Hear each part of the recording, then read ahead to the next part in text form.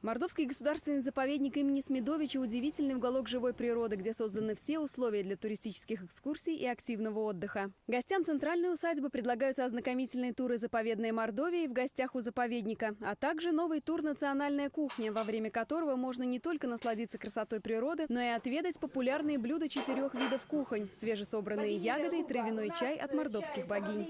Познавательные экскурсии начинаются с экологической тропы. Пройдя по ней, можно увидеть растения, занесенные в Красную книгу, познакомиться с многообразием животного мира. Кандидат биологических наук Константин Бугаев подробно и увлекательно расскажет о местных обитателях. Только здесь, в нашем регионе, живут черные аисты, медведи и рыси. В живописных вальзинских прудах встречается более 30 видов рыб, плавают черки и утки, растет белокрыльник и желтая кубышка. В заповеднике обитает более 60 видов млекопитающих, свыше 200 видов птиц. Узнайте о них больше, посетив музей природы. Заповедник имени Смедовича еще и прекрасное место для творчества. За вдохновением сюда приезжают известные художники и фотографы, и начинающие мастера. Самое интересное для детей – посмотреть, кто здесь обитает. Сделать наброски. Да, у меня сын очень любит рисовать, поэтому ему тоже это очень интересно. Хочет все запечатлеть на картинах.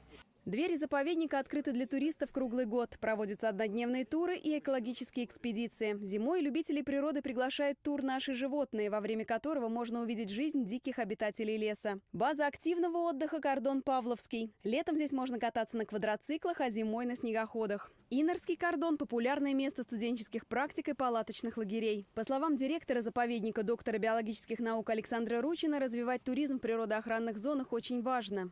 Цель развития туризма – это привлечение широкой общественности к проблемам особо охраняемых природных территорий. Основные задачи – это охрана и научная деятельность в заповедниках, то есть изучение природы. В заповеднике активно развивается этнографический туризм, который знакомит отдыхающих с традициями предков и бережным отношением к природе. Есть познавательные туры посещения нашего мордовского заповедника, есть этнографические туры посещения Санаксарского монастыря и Краеведческого музея имени Ушакова в городе Темникове.